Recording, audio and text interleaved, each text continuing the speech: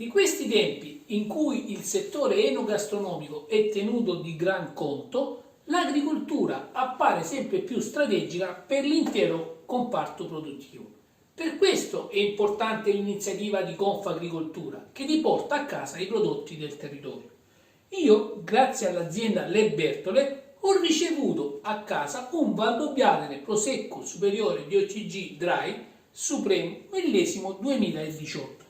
Uno spumante ottenuto dai vigneti che l'azienda ha nella zona di Saccollo, una piccola frazione di Valdobbiadene, caratterizzata da un microclima unico. Nel mio bicchiere una bella spuma risalta un giallo pagliarino acceso con dei riflessi verdolini. Al naso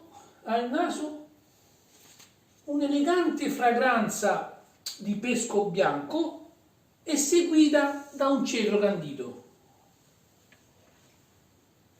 Un sorso suadente, morbido, delicatamente amabile, con un finale piacevole.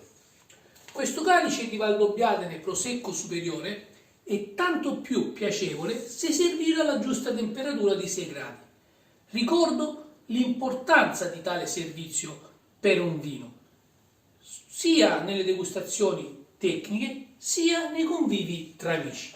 Questo spumante è uno dei fiori all'occhiello dell'azienda Le Bertole e io me lo sono fatto recapitare per abbinarlo a un piatto tipico stagionale vegetariano, la carbonara di asparagi.